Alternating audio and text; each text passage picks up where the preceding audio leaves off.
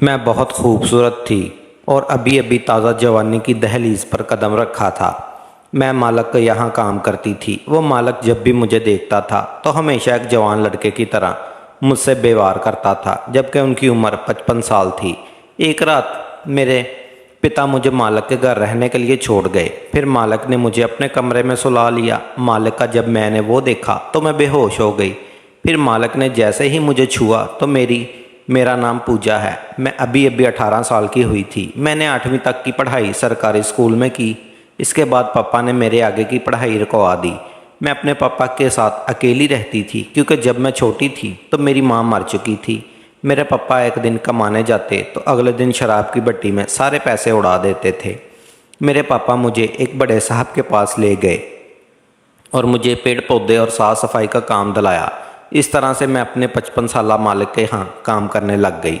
मेरे 55 साल के मालिक अपनी उम्र के हिसाब से बहुत छोटे दिखते थे। उनके घर में उनके अलावा कोई नहीं था। मैं अभी अभी जवान ही हुई थी। मैं तो मालिक को 45 साल की समझती थी, लेकिन उनकी उम्र मुझे जल्द ही समझ आ गई कि वो क्या कर सकते हैं।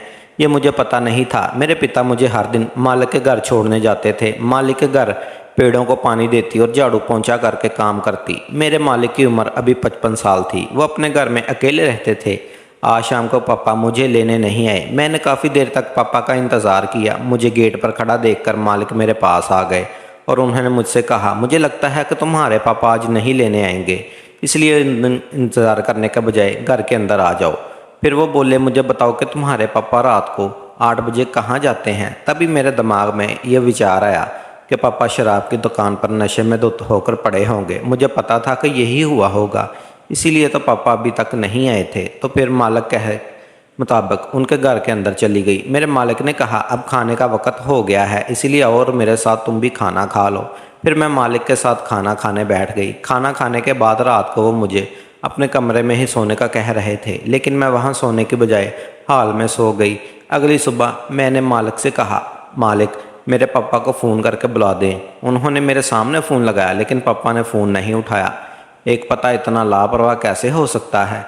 उन्होंने अपनी जवान बेटी को 55 साल आदमी के साथ इसके घर कैसे छोड़ दिया। शाम को मैं मालिक से अपने घर जाने के लिए बोली। मालिक जब मुझे घर पर ले आए तो घर पहुंचकर देखा कि हमारे घर पर ताला लगा हुआ है। मुझे नहीं पता था कि पापा कहाँ गए हैं, इसलिए ना चाहते हुए भी मुझे फिर से मालिक के घर आना पड़ा।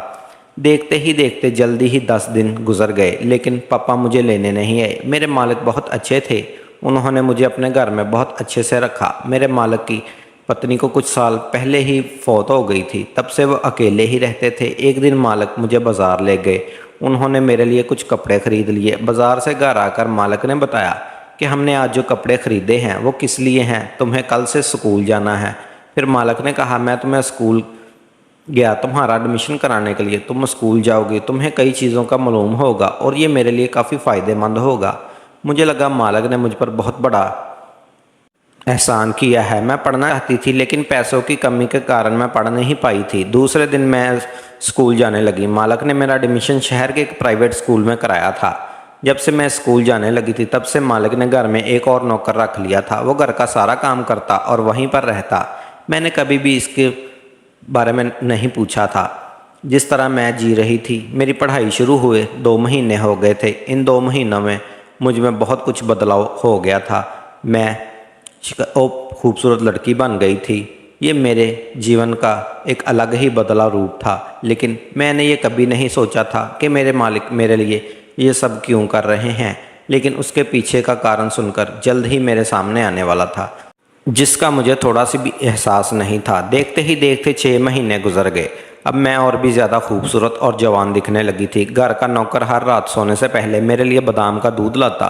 ये सब मेरे मालिक के कहे हो रहा था। सुबह मैं मालिक के साथ जिम में करती। एक दिन जिम में करते समय मालिक ने मुझसे कहा, आज तुम्हें एक नई तरह के व्यायाम सिखाऊंगा। मालिक ने मुझे इस तरह की व्यायाम सिखाना शुरू किया। इसी बीच घर का नौकर वहाँ आ गया। जिम वाली रस्सी खींचने समेत मालिक मेरी मदद कर रहे थे। उनका हाथ मेरी कमर पर देखकर राजू ने अपना मुंह दूसरी तरफ घुमा लिया। फिर उसने कहा कि मालिक से मिलने के लिए बाहर कोई मेहमान आया है। मैं भी रोक दिया और राजू से कहा, जब भी तुम आज के बाद अंदर आओगे तब दरवाज़ा खटखटाना मत भूलना। शायद मालिक को राजू का इस तरह से अंदर आना पसंद नहीं आया। मालिक के बाहर जाने के बाद राजू मुझे अलग ही नज़रिए से देखने लगा, लेकिन मैंने उसे नज़रअंदाज कर दिया और अपने कमरे में चली गई। कुछ देर बाद मैं स्कूल के लिए निकल गई। शाम को मैं अपने समय पर घर आ गई थी। मैं उस घर में अकेली रहती थी। मालिक मेरे लिए एक अच्छी सी ड्रेस लेकर आए थे। उन्होंने कहा, ड्रेस पहनो और तैयार हो जाओ, आज हमें बाहर पार्टी में जाना है। मैं वो ड्रेस पहनकर तैयार हो गई। मैं तैयार होकर बाहर आई तो मालिक मुझे एक अलग ही नज़र से देख रहे थे। उनके चेहरे की मुस्कान साफ साफ बता रही थी कि उनके मन में क्या चल रहा है। मेरे मालिक कोट पैंट पहने हुए थे और उसकी उम्र भी वो कम उम्र दिख रहे थे, लेकिन आज ज़्यादा ही रौनक उनके चेहरे पर थी। बस मेरे हाथ में अपना हाथ डाला और पार्टी के लिए निकल गए। पार्टी में उन्होंने मुझे अपने कुछ दोस्तों से मिलवाया। मालिक अपने साथ कुछ मित्रों से खड़े बातें कर रहे थे और मैं वॉशरूम में चली गई। थोड़ी देर बाद जब वॉशरूम से बाहर आई तो मेरे मालिक का एक और दोस्त मेरे पास आया और मेरी तरफ देखने लगा। मेरे मालिक के इस दोस्त ने मुझसे कहा कि तुम्हारे मालिक के पास बहुत दिमाग है, तुम्हारी जैसी लड़की बाहर हज़ारों रुपए खर्च करने से भी नहीं मिलती। इस उम्र में तुम्हारे मालिक की ये ख्वाहिश है, जब तुम जैसी लड़की 55 साल के बूढ़े को तरोताज़ा करेगी। अपने मालिक की दोस्त की ये सारी बातें सुनकर मुझे उस वक्त बहुत गुस्सा आया था। मैंने उसे कहा कि अपना मुंह बंद करो। फिर उस वक्त उसने मेरी बात पर गुस्सा ना करते हुए मुझे जो देने लगा। मैं जूस लेने से इनकार कर दिया, लेकिन उसने सॉरी बोलते हुए दोबारा जूस दिया। फिर मैंने वो जाके गिलास ले लिया और जाके पीने लगी। पीने के बाद बहुत चक्कर आने लगे। मैं वहीं टेबल पर सर रख कर गिर गई। अगली सुबह जब मैं उठी तो मैंने खुद को मालिक के कमरे में देखा। मैं अपने हाथ पर नाखून जैसी एक खरोश भी देखी थी। मैं उठकर बैठ गई। फिर राजू मेरे कमरे में नाश्ता लेकर आया, जो पहले कभी ऐसा नहीं हुआ था। अभी भी मुझे शक भरी नज़रों से देख रहा था। मैं उससे बात करने जा रही थी कि तभी मालिक मेरे कमरे में आ गए। उन्होंने मुझसे कहा, पूजा क्या तुम ठीक हो? तब मैंने उनसे कहा कि मेरा सर बहुत भारी हो गया है मालिक। मैंने कहा, तुम रात को पार्टी में गलती से जो जूस की जगह ड्रिंक ली थी, इसलिए तुम्हारा सर भारी हो गया था। मालिक ने मुझे दर्द की एक गोली दी। मैं आज स्कूल भी नहीं गई थी। आज पूरा दिन अपने रूम में सोती रही। शाम से रात हो गई। कल रात को सो नहीं पा रही थी क्योंकि मैं आज पूरा दिन सोई थी। फिर भी रात को मैं अपने कमरे की लाइट बंद करके लेटी रही। कुछ देर बाद अचानक मुझे महसूस हुआ कि कोई मेरे कमरे में दाखिल हुआ है। मैंने धीरे से अपनी आंखें खोली तो मालिक को सामने आता देखा। मुझे कमरे में जागता देखकर वो फिर से कमरे से बाहर चले गए। मुझे समझ नहीं आया कि उन्होंने ऐसा क्यों किया। मैं समय समय पर अपने पापा के बारे में उनसे पूछती रही, लेकिन मालिक हमेशा यही कहते कि मैं उन्हें ढूंढ रहा हूँ। मुझे हर रात अपने पापा की याद आती। आज भी मुझे अपने पापा की याद आ रही थी। उनकी यादों में कब से नींद नहीं आ रही थी। ऐसे ही कुछ दिन और बीत गए। फिर एक दिन मालिक मुझे एक हफ्ते के लिए इंडिया से बाहर घूमने के लिए ले गए। वहाँ पर हम बहुत घूमे और बहुत मस्ती की। इसे कभी लगता था कि मालिक मेरे पापा की कमी को पूरा करने की कोशिश कर रहे हैं, लेकिन मालिक के मन में मेरे लिए कुछ अलग ही भाव थे और वो अब मुझे अजीब सी नज़रों से देखने लगे थे। उनकी नज़रें मुझे खटकने लगी थी। हम घूमने के लिए दुबई गए हुए थे। मैंने वहाँ खूब पानी पूरी खाई और वहाँ मेरा और एक मालिक का एक ही कमरा था। जब मैं रात को एक डांसिंग शो देखने गई तो मैं अच्छे से तैयार होकर गई थी, लेकिन बाहर जाते वक्त मेरे कपड़े गीले हो गए थे।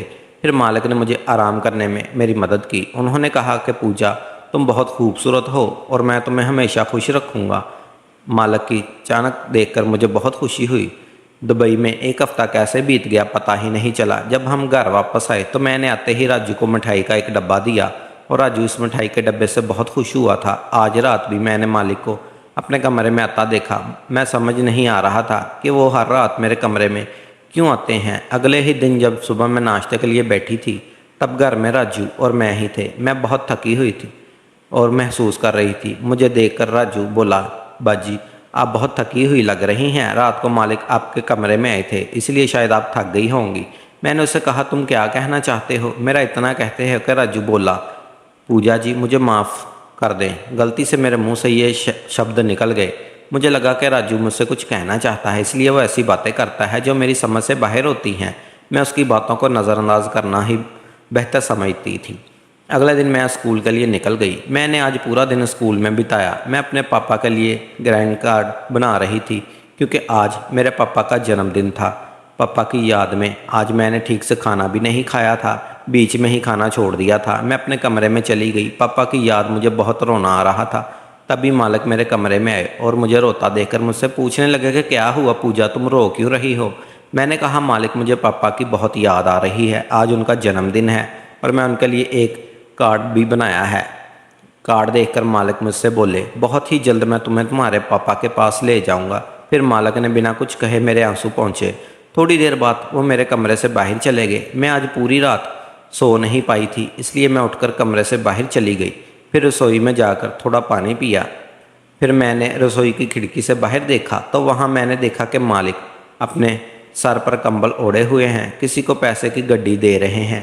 मैं खिड़की के करीब गई और देखा तो पैसे लेने वाला बेवक्ती कोई और नहीं बल्कि मेरे पापा थे। लेकिन इतने पैसे क्यों ले रहे थे मुझे समझ नहीं आया। मालिक जानते थे कि मैं अपने पापा की याद में रोज़ रोती हूँ और मेरे पता करने के बावजूद उन्हें पैसे क्यों दे रहे थे। यह सब क्या चल रहा था मेरे पापा और मेरे मालिक के बीच, मुझे कुछ समझ नहीं आ रहा था। मैंने सोचा कि पापा को आवाज़ दूं, तब भी पापा वहाँ से पैसे लेकर चले गए। मालिक भी घर आ गए। मालिक के घर अंदर आने से पहले मैं जल्दी से सो गई। कुछ देर बाद मालिक घर के अंदर आ गए, फिर वो कमरे में आए। इसी समय मैंने अपनी आंखें कसकर बंद कर ली। मालिक मेरे कमरे में आकर मेरे चेहरे पर हाथ फेरने लगे। थोड़ी देर मेरे शरीर को छूने के बाद जैसे ही वो कमरे से बाहर निकले मैं कांपने लगी। पिछले कुछ महीनों से मालिक मेरे साथ क्या कर रहे थे, वो मीठी मीठी बातें करके मुझे अपने घर में क्यों रखा। अब मेरे सामने कई सवाल खड़े हो गए थे। मैं आज रात देर से सोई थी, रात को यही सब सोच रही थी। सुबह जब मैं उठी तो मेरा सर बुखार से तप रहा था। फिर मालिक ने डॉक्टर को घर बुलाया और घर पर ही मेरा चेकअप करवाया। डॉक्टर ने मुझे कुछ दवाइयाँ दी और चले गए। मालिक आज ऑफिस नहीं गए थे और वो सारा दिन मेरा ख्याल रखते रहे। उन्होंने मुझसे कहा तुम इस तरह बीमार कैसे हो सकती हो, तुम्हें मेरे लिए जल्दी अच्छा होना पड़ेगा। मालिक की ऐसी बातें सुनकर मैं बहुत हैरान हुई थी। आखिर उनका कहने का क्या मतलब था। फिर 4 दिनों बाद मुझे बुखार महसूस होने लगा। मैंने पाया और मालिक को रात में मिलते देखे। मैंने मालिक से इस बारे में भी अभी तक कुछ नहीं पूछा था क्योंकि मैं उनकी असली सच्चाई जानना चाहती थी। पिछले कुछ दिनों से मेरी रातों की नींदें हराम हो गई थी और हर सुबह मुझे थकन महसूस होती। मैं आज रात को जब सोई थी तो हमेशा की तरह आज भी आधी रात को मेरे कमरे का दरवाज़ा खुला। कमरे की धीमी रोशनी जल रही थी, बाकी सब तरफ अंधेरा था। दरवाज़ा खुला और फिर इसे बंद हो गया। कुछ ही पल मुझे लगा कि कोई मेरी बगल में सो रहा है। अचानक मुझे अपने सर पर एक हाथ रेंगता हुआ महसूस हुआ। धीरे धीरे हदें पार हो रही थी। फिर उसने मेरे वजूद को दबोचना शुरू कर दिया। तभी मेरी आंख खुल गई और जल्दी से उठकर मैंने कमरे की लाइट जला दी। फिर मैंने राजू को अपने बिस्तर पर लेटा हुआ देखा। गुस्से से मैंने उससे पूछा तुम मेरे साथ क्या कर रहे हो।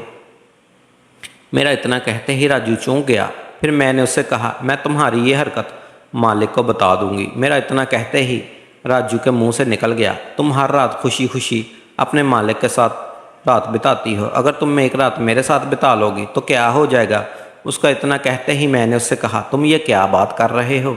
फिर उसने बोलना शुरू किया मैं रोज़ रात को देखता हूँ मालिक आधी रात को आपके कमरे में आते हैं और उसी समय गुजर कर चले जाते हैं। मैं सब कुछ समझता हूँ, मैं जानता हूँ कि तुम भी मालिक की एक नौकरानी हो और एक नौकरानी पर ऐसी दया कौन करता है। तुम्हारी खूबसूरती का फ़ायदा उठाया मालिक ने तो मुझे बूढ़े आदमी के लिए एक अच्छी दिल बहलाने वाली गुड़िया हो, इसका अपने शादा पर कोई तड़न नहीं होता। इस समय मैंने भी अपने हाथ कंट्रोल खो दिया था। मैंने राजू के कान के नीचे एक ज़ोरदार थप्पड़ मारते हुए उसे अपने कमरे से बाहर निकाल दिया। राजू की बातें मुझे मालिक के भावनाएं समझने लगी थी। अब मालिक के करीब लाने का समय आ गया था। जो पर्दे के पीछे हो रहा था वो अब सामने से होना था। अगली रात मैं बिस्तर पर जाने से पहले नहाई। मैंने गीले बालों पर स्प्रे किया और एक छोटी ड्रेस पहनकर मालिक के कमरे में पहुंच गई। उनके कमरे में हर तरफ अंधेरा था। मैं इस अंधेरे में रोशनी डराने के लिए वहां गई।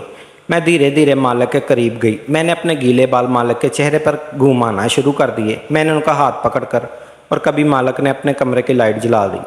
मालिक मुझे देखकर बोले ये तुम क्या कर रही हो पूजा, तुम होश में तो हो, तुम ये गलती कर रही हो। तभी मैं मालिक से बोली अगर मैं गलत कर रही हूँ तो आप इस रात को अंधेरे में मुझसे छुपकर मेरे पिता को पैसे देना और रात को मेरे कमरे में आना और मेरे पास बैठना, मेरे वजूद पर हाथ फेरना, ये सब क्या था। आप मुझ जैसी नौकरानी पर इतना प्यार कैसे आ सकता है। आप ये सब तब तक नहीं कर सकते जब तक मैं अपने मन से कुछ नहीं करती। मैं आपको वही देने आई हूँ जो आप चाहते हैं। आपको जो चाहे ले लो, लेकिन मुझे मेरे पापा से मिलवा दो। मेरे इतना कहते ही मालक ने कहा, अपने पापा के लिए इस मुकाम तक तुम्हारा जाना गलत नहीं। फिर मालक ने कहा, तुम्हारे पिता जो तुम्हारा अगर हार गए हैं तो वो तुम्हारे साथ भी जुआ खेलने वाले थे, तभी मैं उनके पास से गुजर रहा था। वो तो मैं पैसों के लिए अपने शराबी दोस्तों को बेचने जा रहे थे, लेकिन जब मुझे सच्चाई का पता चला तो मैंने तुम्हारा पता को अपना इतना धन दे दिया जितना उन्होंने मांगा था, और मैं तुम्हें अपनी बेटी के रूप में अपना लिया था। तुम अपने पिता के प्यार में इस कदर पागल थी कि तुम कभी अपने पिता का असली चेहरा नहीं देख पाई। तुम्हें अपने पापा की पड़ी इतना प्यार देखकर मैं तुम्हें सच्चाई नहीं बताना चाहता था। मैं किसी लड़की के दिल में इसके बाप के लिए नफरत पैदा नहीं करना चाहता था। मैंने अपने बच्चे को जन्म नहीं दिया और मैं अपनी पत्नी के एक तैयारी बच्ची चाहता था। भगवान ने मेरी बहुत धन दिया, लेकिन इससे कोई वारस नहीं दिया। मेरा एक हाथ खुशियों से भरा, लेकिन दूसरा बंजर ज़मीन की तरह सूखा है। लेकिन जब से तुम आई हो, तुम्हारे प्यार से मेरे घर में हर कमी पूरी हो गई है। मैंने तुमसे कभी मुझे पापा बुलाने के लिए नहीं कहा, और मैं अभी भी नहीं कहूँगा। मैं नहीं चाहता था कि तुम किसी बुरे हाथों में पड़ो, इसलिए मैं तुम्हें बिना बताए तुम्हारे पिता से गोद ले लिया। अब मैं तुम्हें पूरी सच्चाई बता देता हूँ। अब तुम जो फैसला करो वो मुझे मंजूर होगा। मैंने रब का शुक्रिया अदा किया और बोली कि मालक जैसे इंसान ने मुझे बचा लिया। उन्होंने मुझे एक अच्छा जीवन दिया। फिर उन्हें मैंने मालक की जगह पापा कहा। मेरे मुंह से पापा सुनकर उनकी आंखों में खुशी के आंसू आ गए। जब मैंने पापा को राजू की हरकत के बारे में बताया तो उन्होंने उसी दौरान उसको नौकरी से निकाल दिया और मुझे बताया कि उन्हें जो भी राजू काफ़ी टाइम से शक था, इसलिए वो रात को मेरा कमरा चेक करने के लिए आते थे। दोस्तों, कर्तव्य सिर्फ बच्चे पैदा नहीं करता, बल्कि बच्चे को अच्छी परवरिश देना भी होती है। अगर एक पिता अपने ही बच्चे को बेचने लगे तो दुनिया का कौन सा बच्चा ऐसे बाप के साथ रहना चाहेगा। तो दोस्तों, ये थी आज की कहानी। आपको कैसी लगी हमें कमेंट में ज़रूर बताइएगा।